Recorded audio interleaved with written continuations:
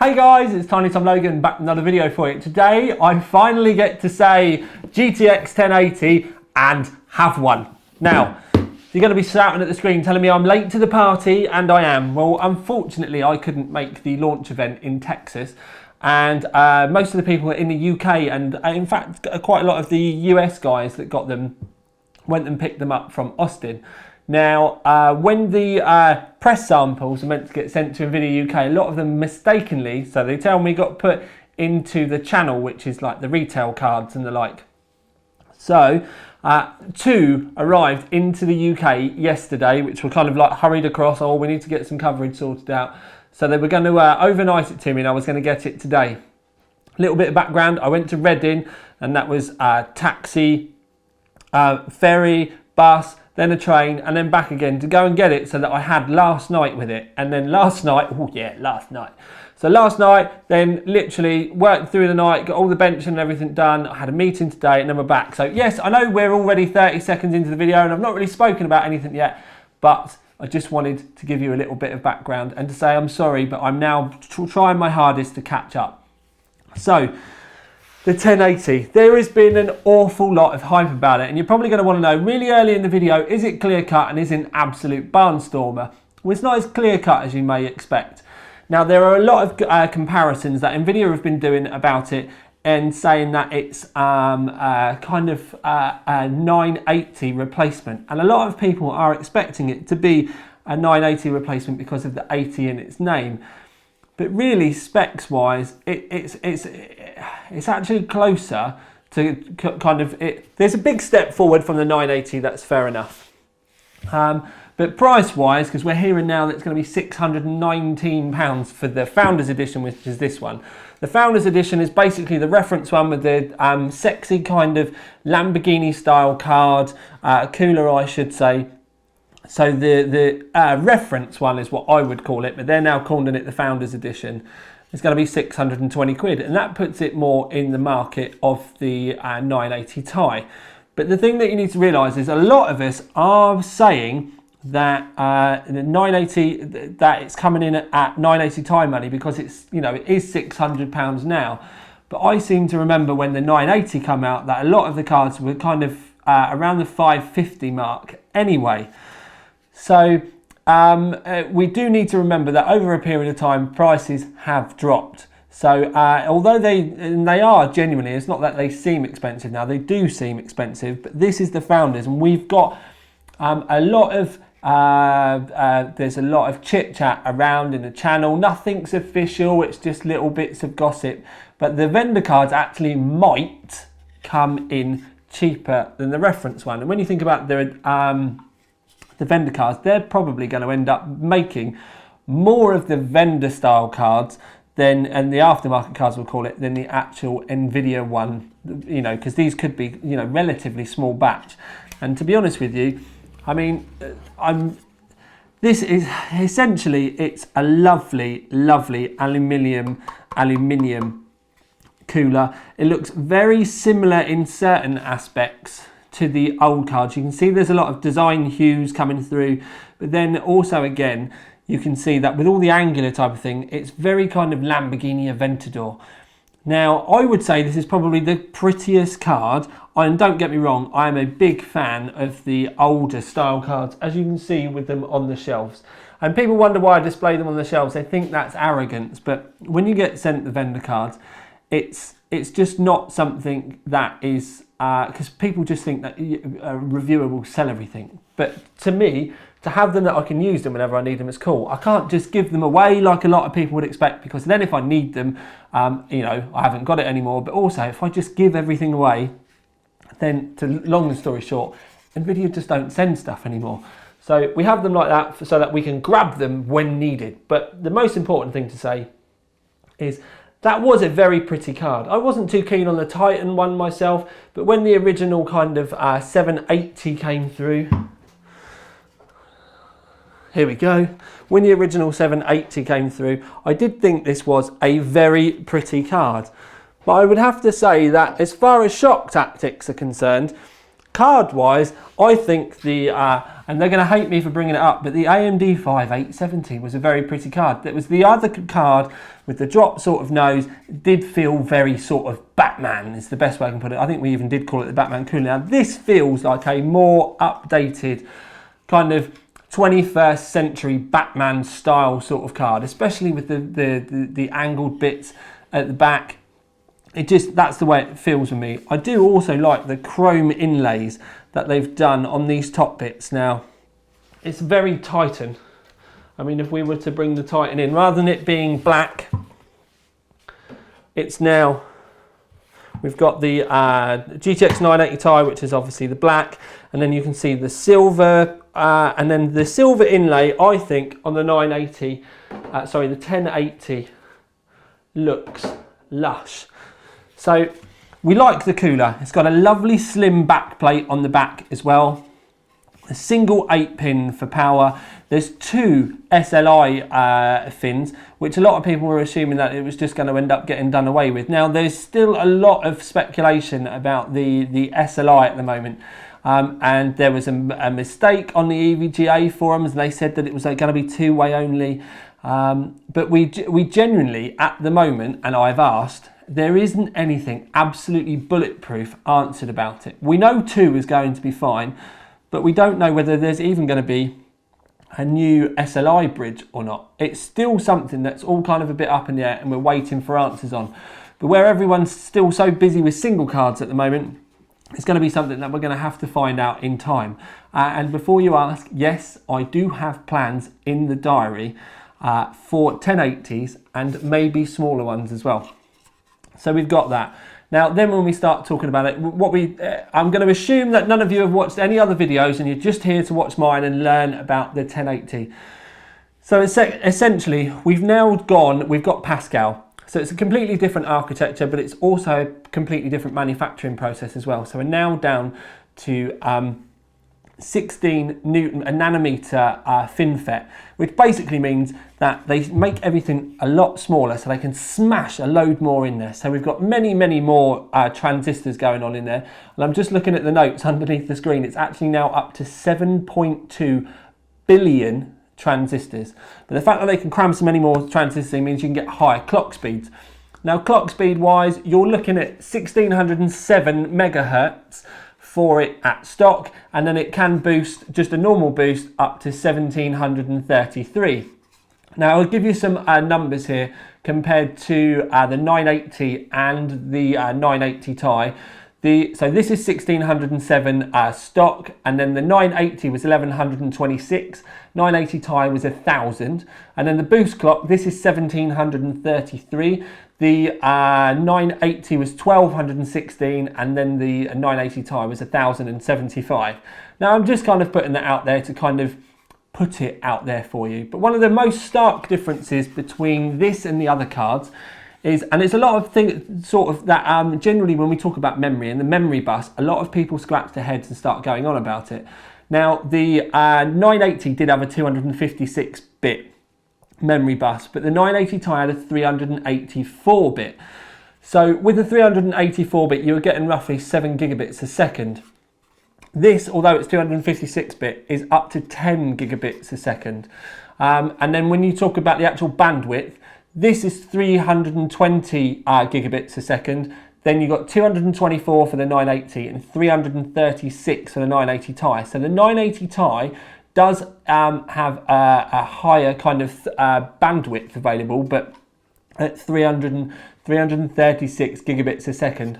But because of the way it's all worked and the way it's been designed, this is actually up to 10 gigabits of bandwidth, because essentially they've it's running much faster. You've got a lot more bandwidth available there, and they're saying 10 gigabits a second quite a bit. They're saying 70% more memory performance than a 980 and 43% more bandwidth than a 980 as well. Now, Nvidia did talk about the 980 a lot in the comparisons, but it seems to be quite confusing because most people seem to be thinking about this. It's like I said, it's like a 980 Ti replacement really. But I think really, if you look back into the history of Nvidia naming schemes, you can kind of see this is the big hurrah, like, wow, do you know what I mean? Pascal, welcome to Pascal, brilliant. But we already know there's going to be stuff coming later, and it's really, you're going to be here now trying to work out whether you need to be jumping on the bandwagon or not. And in the conclusion, we will go into a lot more depth. Now, when you get to the under kind of ripping the skin off side of things, they've done a lot with the power. We've only got an 8-pin power connector now, and we've got a 5-phase design on the inside rather than the 4 that it was before. They've added some new capacitors and stuff in there as well. And essentially when they're changing the power design, trying to give it cleaner power, adding the capacitors in, more phases, is to bring the noise down. And noise is kind of the ripple, a bit like power supplies. And with the 980, there would have been 209, and this is numbers that I got from Nvidia, by the way. It would have been 209 millivolts of noise, but with the 1080, it's only 120 millivolts, so almost half. We'll say 80% less noise, which they say creates a cleaner power supply, as in a power supply into the card, not the PSU actually in your computer. But it creates a cleaner power supply, which allows you better overclocking. We will get to overclocking, so don't worry. Although with overclocking, we have to talk about GPU Boost 3 and all that kind of stuff, and all the other features. Oh, all right, we'll talk about overclocking. We've got GPU Boost 3, so you've got a lot more things that you can link GPU Boost to, because what GPU Boost does is you have your normal boost, which on this is the 1733 megahertz. GPU Boost 3, what it does is then it will ramp it up more, and that'll all depend on the environment that you're using it in. It will be your power supply, how well cooled your case is, all kinds of other factors, load, all of that sort of thing. But and before, what you could do, because a lot of people, when they say about temps, this runs at 83 degrees if you leave it on its own. People think 83 degrees nowadays, what's going on? But what it's doing is it's actually overclocking it to a point where it's like, okay, we won't go anymore. With the GPU Boost 3, what you can now do is you can link it to temperature, so you can actually reduce the temperature if you want. You can say, I don't want it to go above 70 degrees, and it'll either spin the fan up or it will not overclock itself as far. You can link it to voltage as well if you want. You've also got a power limit that you can turn down if you want. But with the GPU Boost 3, what it does now, and I'll bring a graph up, is before it had kind of a linear response with how it would overclock, but you had a gap where you were missing the possible overclocks that you could have got. So with GPU Boost 3, it actually pushes itself a little bit further. It's a little bit more dynamic, but you've also still got, like I said, if you use the EVGA Precision tool, which they've given us at launch, you can go in there and, like I said, you can change the power, the amps basically. So you can turn the percentage up. You can set different curves for your voltages. There's a lot more hands-on in there. If you do get one and you start overclocking, the thing, you have got the volts that you can change. And I'll be honest with you, I didn't really see much of a benefit from the volts, at least with this card. It was the old power slider, you know, kind of where it starts at 100 and you move up to 105, 110 onwards. That was where I got most of the boost from with mine. And I ended up with mine. And what you need to do is you go to GPU-Z and you go to sensors, and then you'll see that at the top, you'll see memory and core. And if you click it, get it to go to maximum, because that's how you really record the maximum of how much your card is overclocking. And if you go on that, I've had mine running at almost 2100 megahertz. Like I said, volts didn't really solve anything for me. I don't know whether it's, you know, we're all going to have to suffer with the silicon lottery. It could just be the fact that I was trying to overclock this thing at 3 o'clock this morning and I was really pushed for time. But we will see, because there are going to be other cards coming through, and I'm all definitely going to end up playing with this one again.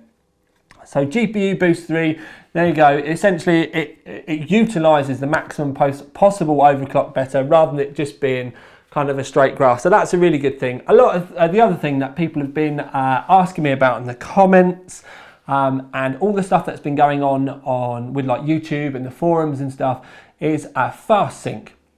Now, fast sync is meant to take away tearing, and a lot of people have been getting fast sync confused with almost like a replacement for G-Sync. Well, really, what FastSync is if you're playing like a MOBA game or CSGO or something like that, where your frames per second might literally be in the multiples of hundreds. So you've literally got ridiculous amounts of frames over the top, but you may only have for argument's sake, a 60 Hertz monitor, maybe 120, 144 Hertz if possible, but because your card is maybe even producing twice as many sometimes, you can get tearing.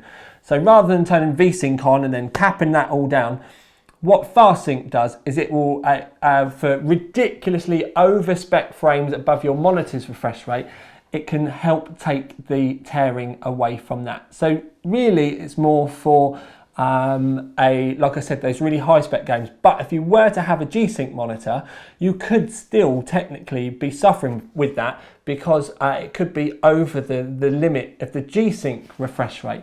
And at that point, those two then can work even better together. So G-Sync and FastSync can actually be very good bedfellows, definitely not replacements. The other one is they're shouting about a new technology that they're trying to get everyone involved with, which is HDR, which is high dynamic range. If you end up with one in HDR, then this supports it. It's a very new thing that, like I said, Nvidia are trying to get the monitor manufacturers to get on board with, but it's a Pascal only thing, just like the FastSync is. The other thing is, which I think is quite cool, is Ansel screenshot. Now, you take a screenshot and that's it, done. But imagine with Ansel, so we've taken a picture of this screenshot here like this now. So that's your screenshot. But with Ansel, we'll do that one. But with Ansel, what it does is it almost gives you the ability to be able to get proper 360 degree and then take your screenshot. And you can kind of move in, move out, move around, and actually get like a perfect angle on your screen. So rather than it's literally what you can see, you can actually pan around. So it's almost like you've taken a screenshot or a save of the area that you're in, and then you can move the camera around with it. I mean, that in itself is amazing. How many of you out there are always uploading screenshots of your games, saving it, sharing it to forums like the OC3D forums, where you come and share it with the OC3D family? But now you'll be able to do that. I mean, I'm not being funny. Imagine that in a crash scenario or a really mental war scenario where there's just so much stuff going on. We'll be able to get the perfect look, see a wheel flinging off or something like that. It could be absolutely awesome. Now, I know I've spoken for a long time, but let's face it, it was worth it. And I can't really have gone and done any less. But I do need to now start to talk to you about performance. And then after that, we'll talk about we'll go into the conclusion and we'll go through my thoughts and we'll do it all kind of nicely. But now it's time for me to make these disappear. Aha! And the magic system appears. Now, system, it's the system that we use to test all of our graphics cards and have done for quite some time. So, 1500 watt power supply, yes, massively overkill, as I will talk to you about in a minute. And yes, I have still tested it on Windows 7, because what I wanted to do is when I tested it on Windows 7, it meant that I can compare it with all of the other results that we've done before on Windows 7. If I just switched now to Windows 10, then we wouldn't have known. So what we will probably end up doing is retesting the 1080 on Windows 10 when we do make the big switch. Also, the same with games. We are going to be introducing some new games into the benchmark suite. We did actually test some new ones on this, but what we're going to do is we're going to wait until we've got a couple more results in the graph, because it's a waste of time us just having a single Doom result in the graph, for argument's sake as well. The rest of the system is a 3960X, a 4960X, I am mistaken, 16 gigabyte of RAM. It's all hanging off of an Asus Rampage Black Edition X79. It's an older rig. It's now due to be gracefully retired, but we think that this is probably going to be a good chance for us to test this one on here now, and then fingers crossed, as long as all of the other stuff that's going to be going on over the next couple of weeks doesn't get in the way, we might get a chance to get it done. But obviously it's only me that I need to build it, set up, do all the games, play. There's a lot to do. But I did say AX 1500 watt was a massive overkill. Now the reason why we've got it is so that we don't have to swap it in and out when we do massive card combos. But to be honest with you, the last few that we have done, where we have done lots and lots of cards, they've not even really been pulling 1000 watts, because we did 4 980s recently and that was like, I think it was 890 watts or something. But anyway, so we've got it all on here, lovely in there. We've got the black and red cable mod cables going in. Obviously there's only a single 8-pin going into this, which does mean that it can make your cabling a lot tidier. If you imagine if you had SLI, you could even get a single daisy chain going between the two. I think I'd probably still run just 2 8-pins. But anyway, the amount of power that it actually pulled, this entire system, not just the card, the whole system, this is how we've always tested it, was 341 watts. And the way we test that is with Unigine, and we basically load it right up, crank it right up to the hilt, and then we see how much it pulls from the wall by using the Corsair Link software, because it will show you the amount that the actual power supply is using and then the amount that it's pulling from the wall. Well, with the 980, it was 348 watts. So if you compare that, we've got, as you'll see in a minute, this much power pulling less power than a 980. And a GTX 1080 Ti was 443 watts. I'm just looking down here. We've got one here, 290X 500 watts. And then just below it, 780 Ti 493 watts. So if you think about it, we've got an absolute load more performance than a 780 Ti and like 150 watts less. So when we move on to the next graph, as I shuffle my my papers like a good newsreader, this is 3D Mark Firestrike Ultimate. This is a 4K bench. It's a relatively new one, which is why we don't have 15 million things in the graph. For argument's sake, our 3D Mark Vantage result, I think there's like, we're into the past like 100 cards mark that we have got in that. But this is literally all we've got. So pretty much near the top, you can see the GTX 1080 at 5,083 points.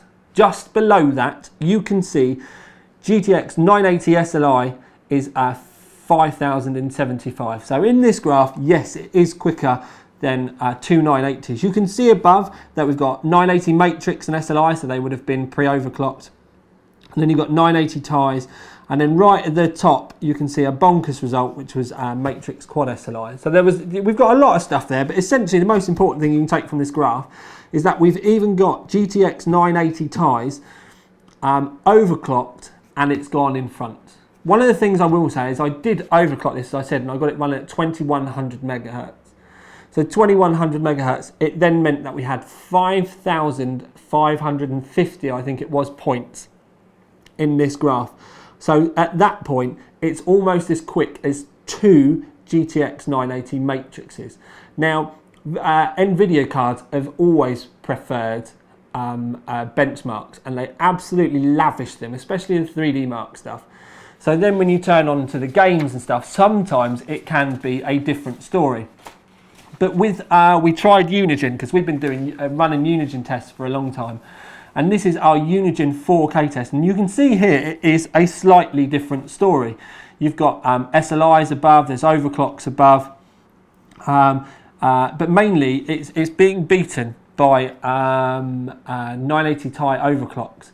Our GTX 980 Ti from Nvidia, which is a couple of points above, that one was at launch, it was an absolute blinder. That was a stock result as well. So one thing that we can take from this is it was an original driver, and we always know that they do work on the drivers and performance does come in. Now, I'm not saying that you should take this as it will get better, so don't worry about it in this graph. I'm not being a salesman. I'm just saying that the fact that it's below the GTX 980 Ti, I would be amazed if in a couple of months' time it wasn't above that, but only time will tell. Maybe it's just that it's not that optimized for Unigine and the driver does need a bit of work. Maybe it's the fact that Unigine just doesn't know how to use the performance properly. But when moving on to Crysis 3, and yes, it's an old game, but again, it's a game that we've been running for a long time, so it does give us a really good idea on what's going on. So you may be shouting at me, saying to me, you've just done loads of old games, Tom, that's no good to us. But the point is, unless I retest all the cards, which I obviously couldn't do because I've shown that it takes a lot of time just to be able to get this done with one card. The new games take a little while for a single person like me to be able to work my way through. So with a game like this, which is still plenty stressful enough, at 1440p we were getting 60 frames a second. So it's plenty stressful enough. If you turn Crysis 3 up to 4K, then it can struggle. And in this graph you can see it can, but if you look through the rest of the results, you can see that it performs amazingly when you can see it's actually outbenched GTX1080 Matrix SLI. The only place where the Matrix SLI pulled in front was 4K. We don't know whether it was being able to just get things processed through a little bit more. Really don't know. It beat everything else apart from that 4K result. Now, there's been a lot of kind of chit chat again around this card not being that strong in 4K, but when you consider that there's literally twice as many cores chomping on, that it's going to be something that we can follow through and see. Most important thing that I can say though is these aren't the only tests that we've done. So you can go and have a look at the OC3D link. I'll put it underneath, I'll put a card above. Go and have a look at all those results, because we've done our full batch of tests there. And like I said, when things move forward now, especially when we go to our Windows 10 rig, we are introducing a lot more games as well. We've just been not wanting to jump too soon, because obviously we didn't particularly want to just restart our graphs when we knew this type of thing was going to be coming. We know we've got a little while before any other major stuff's going to be coming, so we're going to take the opportunity now. This is probably going to be the last of the Windows 7 stuff, although to be honest with you, we can never tell. And then we will move on from there onwards.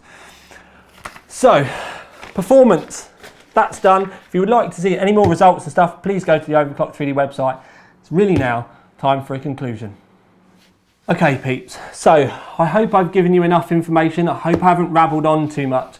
At the end of the day, my rabbling on, I literally am trying to give you all the information that I possibly can do in as quick a period of time without scripting and auto cues or having other people do all of the kind of work for me and I just read it. This is just me brain farting all the information to you in as best a way as I possibly can do, and I hope it is well received. So I'll tell you the award, because I've been forgetting to do that a lot since we've been filming in here, and the award, we're going to give it the Enthusiast Grade Award. Now, they said it was twice as fast as a 980, and in more instances than not, it pretty much is twice as quick as a 980. It's definitely a great contender for a 980 SLI performance, and it does exceed it. As with all results, sometimes there's a little bit of movement around. They may be able to tune that out with drivers going forward. There's always going to be progressions. Long and short of it is, the amount of performance that they've got out of this for the amount of power that it draws is amazing. Nvidia has literally felt like it has been sidestepping for quite a while. It was almost like they were coasting, because there hasn't been a great deal of like competition out there really, and that up for us at the end of the day is a bad thing. But this was a big kind of punt forward, and I think that really this kind of punt forward, we've known that Pascal was going to be coming through for a long time, but I do kind of feel that this is because I genuinely think that this has been brought in at this time, and it was delayed so that it would come in better around the times for virtual reality. If you go and have a look on the OC3D review, then there is a lot of stuff that they've done with this, with the way that it draws up the stuff for VR, that it's meant to be a massive performance jump forward. Reason why I've not really gone into that too much in the video, it was because there's been no samples, there's been no Nvidia WebEx, and I'll be totally honest with you, I would need to go through a WebEx where I could actually learn more about it than just reading a PDF to be able to try and explain that to you guys. So essentially, I'm not just going to blow smoke up your hooters. It's more the fact that even I would have questions with the little information that I've got so far. But it reads very positively that this thing could be absolutely awesome for virtual reality. We do know that with VR, you've got 2 screens and you need to run them quite fast. So any performance increments that we can get along those lines are going to be great. It's definitely something that's going to take a lot more testing, but they're making the right noises, they're saying the right type of things. So as things progress and we can actually get, at the moment we have no way of really accurately testing virtual reality. There's no like fraps that we can get running in there or anything like that. So as those type of things go on, that will be the time when we can actually start talking about these things more often, or in more depth, I should say.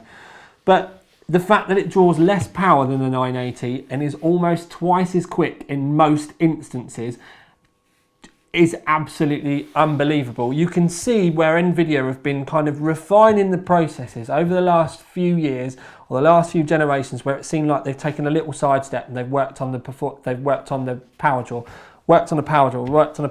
Maybe that was all building up to getting this sorted. Maybe it's just down to the 16 nanometer FinFET.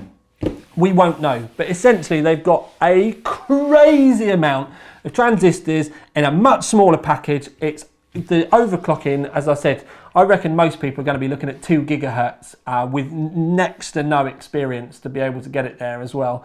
And pumping out the sort of numbers, like I said, that 2 cards were before. So this really, I would go as far as to say, now I know you're going to say, oh yeah, but 1080 Ti, 980 Ti, which fair enough, the 980 Ti is there. But this is almost the kind of difference that we had when we went from like the 990FX Intel 6-core chips, and then suddenly we had the Sandy Bridge 2700K, change the battery pack. You what? And I'm back. So I think this is a bigger step that we had from like the 990X going then into Sandy Bridge. When Sandy Bridge we were having like a quad core with hyper threading that was performing the same as a 6-core with hyper threading that cost 3 times the amount. So I think that's kind of the sort of level, and I don't think we've had a graphics card performance leap like this since the GTX1080 was originally launched.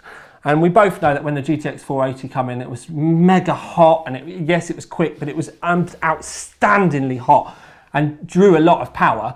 Not only have we had the performance leap with this, but it's not drawing loads of power.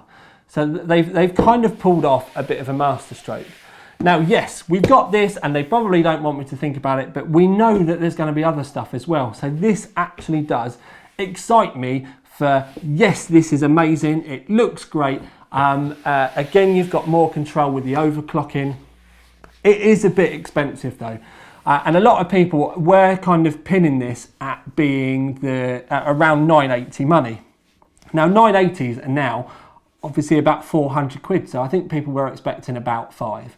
And to be honest with you, I thought in my head that it's going to be about 550 to 6. So it's only a little bit outside of my expectations for a launch product. I do think that we might get cheaper aftermarket cards though. And to be honest with you, with the way that the cooler is built on this, I think it's probably worth a little bit of a premium anyway. Maybe they're, with the £619 price, maybe they are going to milk the first few people. Maybe prices will come down after the vendor stuff comes out. We don't know. That's all going to be given in time. So yes, it's a little bit more expensive, but if you thought it was going to come in at 980 money, and I think that's kind of a little bit optimistic. I personally see this as being almost like a 980 Ti replacement, because that's the flagship that it was before. As things progress forward, we're probably going to see another Titan someone soon. I don't know. This is literally just me having a brain fart, and I'll probably get told off about it. I think we probably will see a Titan someone soon, and then the 1080 Ti maybe later. We might get, I'd like to think that we'll get a 1080 Ti before the end of the year. I don't know though. Again, I'm literally just speculating. When you're moaning about the prices, the reason why I'm mentioning other stuff is because if and when the other stuff comes, That's normally when you get a few quid knocked off of these, and you'll have to wait and see. If it's too much money for you and you just want a bit to moan about it, then it may just be that it's slightly out of your price range, and just save up a little bit more or wait. So it's a bit of a difficult one, really. I totally get where you're coming from with money, but that's the price it is. And let's face it, it's putting out performance. If you were to buy two 980s today, it would cost you 800 quid. 600 quid. So you save yourself 200 quid. It will use less than half the power. So there'll be less than half it'll be less than half noise as well, because you're not going to have two cards in there. It won't put so much heat into your room, and it's 600 notes. At some point, you kind of have to step back from the price and think about things a little bit more broadly.